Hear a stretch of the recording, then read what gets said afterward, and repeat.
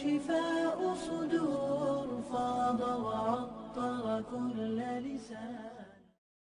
بسم اللہ الرحمن الرحیم.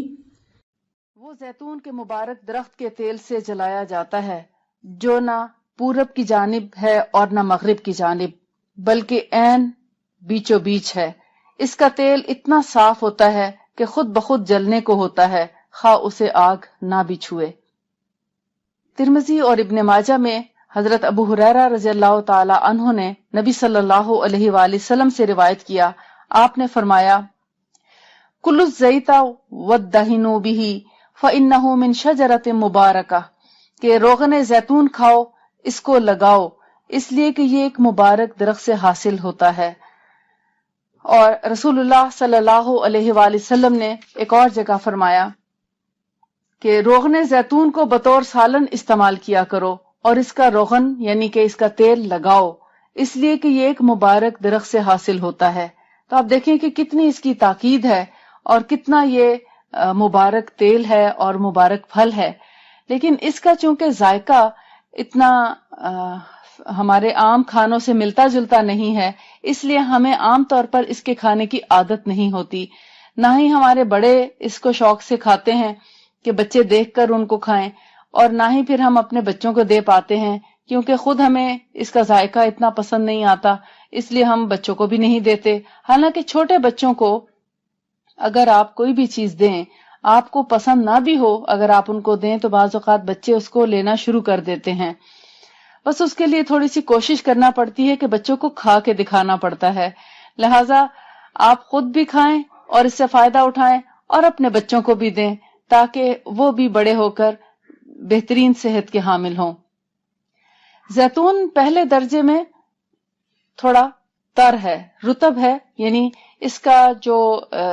اثرات ہیں وہ ہیں اس کے اندر تری پائی جاتی ہے، یعنی زیتون کے اندر جو چکنائی پائی جاتی ہے. اور جو لوگ اس کو خشک سمجھتے ہیں کہ یہ شاید خشک تیل ہے تو یہ بات غلط ہے. اور بعض لوگ اس کو گرم سمجھتے ہیں، یہ گرم بھی نہیں ہے بلکہ اس کی تاثیر ٹھنڈی ہے. یعنی زیتون کا تیل ایک ایسا تیل ہے جو ایک بہت ہی معتدل سا مزاج رکھتا ہے. جو سبز پھل سے تیل نکالا جاتا ہے، جو سبز زیتون سے تیل نکالا جاتا ہے وہ تیل ٹھنڈی تاثیر کا حامل ہوتا ہے، اور جو تیل کالے رنگ کے زیتون سے نکالا جاتا ہے وہ کسی حد تک گرمی کا اثر لیے ہوئے ہوتا ہے. اور جو تیل درمیانے قسم کے رنگ کے پھل سے نکالا جاتا ہے جو نہ تو سبز ہوتا ہے اور نہ کالا بلکہ اس کے درمیان کا ہوتا ہے، وہ پھل کھانے میں بھی سب سے اچھا ہے اور اس کا تیل بھی معتدل ہے. اس کو پیا بھی جا سکتا ہے، اس کے مساج بھی کیا جا سکتا ہے، اس کو سر میں بھی لگایا جا سکتا ہے، اس کو ہر حال میں استعمال، یعنی کھانے اور لگانے دونوں طرح سے استعمال کیا جا سکتا ہے. لیکن اس کو آگ پہ رکھ کے گرم نہیں کرنا چاہیے. زیتون کی ایک بڑی خاصیت یہ ہے کہ اس کو بہت تیز ٹیمپریچر پہ جب آپ رکھ کے اس میں کھانا پکائیں گے تو اس کھانے کا آپ کو اتنا زیادہ فائدہ نہیں ہوگا. البتہ کھانا جب آپ پکا چکیں تو اس کو اوپر سے ڈال کر کھائیں تو اس کی جو صحیح نیوٹریشن ہے، اس کی جو غذائیت ہے وہ آپ کو ملے گی. اس کو سلاد میں ڈال کر کھایا جائے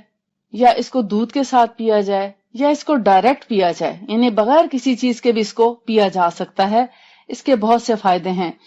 اور اس کو پینے کا طریقہ یہ ہے، چھوٹے بچوں کو آپ چند قطرے بھی دے سکتے ہیں. جیسے بچوں کے بدن پہ اگر آپ کو خشکی محسوس ہوتی ہے اور چھوٹے بچوں کو پیدا ہوتے بچوں کو مائیں مساج کرتی ہیں تو وہ مساج زیتون کے تیل سے کیا جائے اگر اس بچے کو، تو جسم کے بعض اوقات بھوسی اتر رہی ہوتی ہے، جسم کے اوپر سے چھلکے اترتے ہیں نومولود بچوں کے، تو وہ چھلکے آرام سے اتر جائیں گے، پوری کی پوری سکن نئی آ جائے گی اور بغیر کسی تکلیف کے. جیسے جیسے مساج کرتے جائیں وہ خشکی دور ہوتی چلی جاتی ہے اور جلد بالکل نئی صاف ستھری چمکدار جلد اندر سے نکل آتی ہے.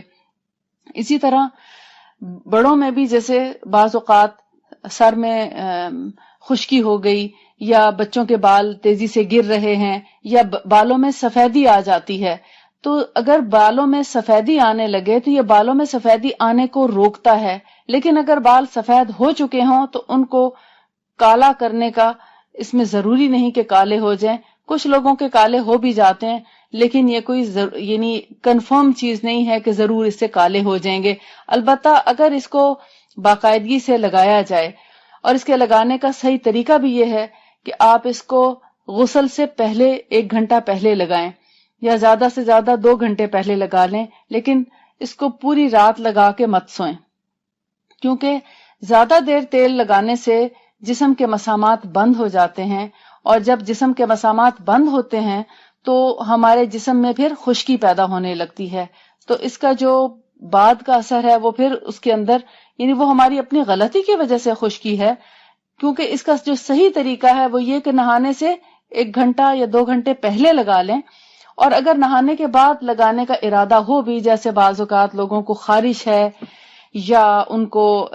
سورائسس چنبل کا مرض ہے، تو ایسے میں جلد بہت زیادہ خشک ہو جاتی ہے، تو پھر جب پورا غسل کر لیں تو اس وقت اس تیل کو جسم پر لگانے کے بعد اوپر سے 1 دفعہ پانی اور بہا دیں۔ تو یہ 2 طریقے ہیں جو بہترین طریقے ہیں۔ اس کے علاوہ تیل لگا کے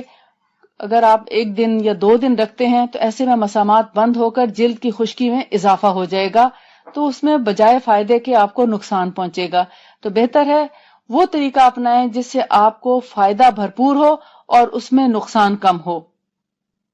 زیتون کے تیل کو مختلف طریقوں سے بنایا جاتا ہے۔ اس کو پانی کے ساتھ بھی اس کا تیل نکالا جاتا ہے، اور ڈائریکٹ بھی اس کا تیل نکالا جاتا ہے۔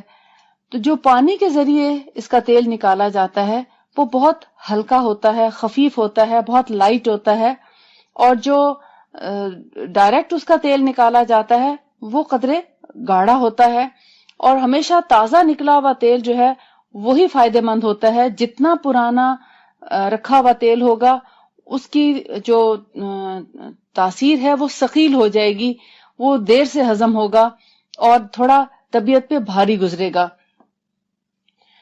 زیتون کا تیل لگانے سے پسینہ بند ہو جاتا ہے، یعنی جن لوگوں کو بہت زیادہ پسینہ آنے کی شکایت ہو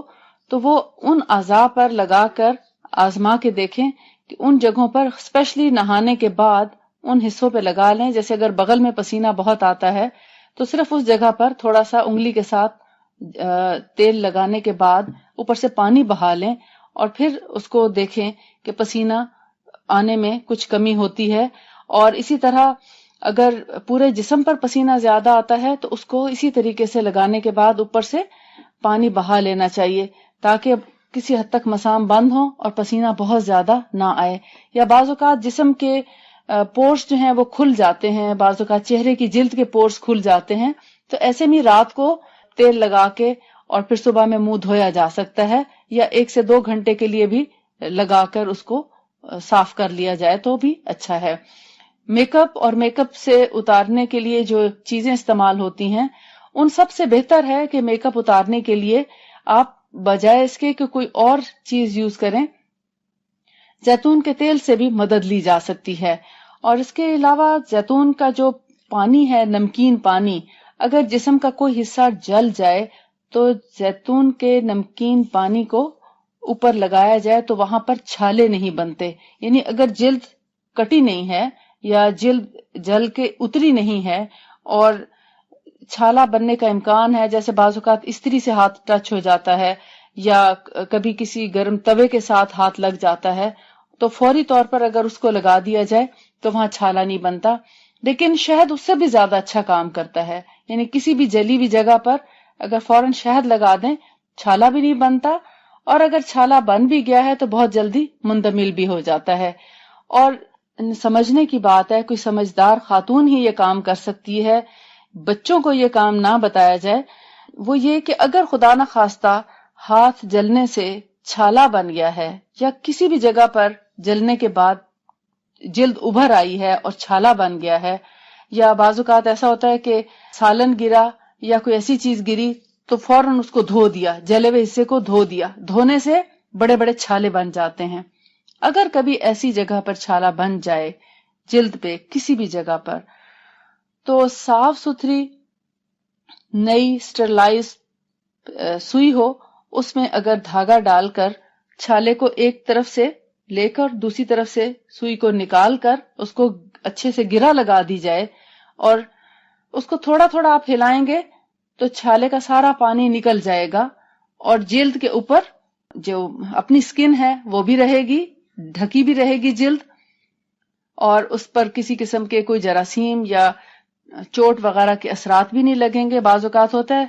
اگر کوئی جگہ جل جائے، ذرا سا کپڑا بھی لہراتا ہے تو وہ بھی اس سے تکلیف ہوتی ہے، تو اس طرح جلد اوپر قائم رہے گی تو اس کے اندر زیادہ انفیکشن نہیں پیدا ہوگا۔ لہٰذا اس دھاگے کو قائم رکھیں اور اس کو ہلا کر اس کے سارے پانی کو نکال دیں، اور اس پر بار بار شہد کا استعمال کریں تو آپ دیکھیں گے 2 سے 3 دن میں وہ بالکل ٹھیک ہو جائے گا۔ اور پانی اوپر نہ لگنے دیں، یعنی پانی سے بہت زیادہ جلے ہوئی جگہ کو بچا کے رکھنا چاہیے، خشک رکھنا چاہیے۔ اس سے آپ دیکھیں گے کہ آپ بغیر کسی دوا کے جلے ہوئے کا علاج کر سکیں گے۔ لیکن اگر جلد بہت گہری جل گئی ہے اور چھالے کی بجائے بہت گہرے زخم آ گئے ہیں تو پھر آپ اس کا علاج جو ہے وہ طبیب سے یا ڈاکٹر سے کرائیں۔ آج کے ہمارے اس ٹاپک میں ہم نے زیتون پر بات کی اور زیتون کے تیل پر بھی بات کی۔ زیتون کا تیل ایک بہترین مبارک درخت سے نکلتا ہے، لہٰذا اس کو عام ہمارے کھانوں کا حصہ ہونا چاہیے، اور اس کو کچا کھانا زیادہ مفید ہے بنسبت پکا کے کھانے کے، اور اس کا استعمال جو ہے کثرت سے کرنا چاہیے۔ اگر کسی بھی چیز کے لیے ضرورت نہ بھی ہو تو بھی اس کا ڈائریکٹ اس کو پی لینا بہت فائدہ مند ہے۔ یہ ہمارے جوڑوں کی ہڈیوں کی تکالیف اور دردوں کو بھی فائدہ اس لحاظ سے پہنچاتا ہے کہ ہمارے جوائنٹس کی جو تری ہے یا اس کی لوبریکیشن ہے اس کو برقرار رکھتا ہے، لہٰذا گھٹنے کے جوڑوں کو گھسنے سے بھی بچائے رکھے گا۔ اور بھی اس کے بہت سے طریقے ہیں، انشاءاللہ ہم اس کو ذکر کریں گے جب ہم بات کریں گے انجیر پہ، تو انجیر کے ساتھ کھانے کے اس سے بہت سے فائدے ہیں۔ اللہ تعالیٰ سے دعا ہے کہ اللہ تعالیٰ ہمیں نبی صلی اللہ علیہ وآلہ وسلم کی سنتوں پر عمل پیرا ہونے کی توفیق عطا فرمائے۔ وآخر دعوانا ان الحمد للہ رب العالمین۔ السلام علیکم ورحمۃ اللہ وبرکاتہ۔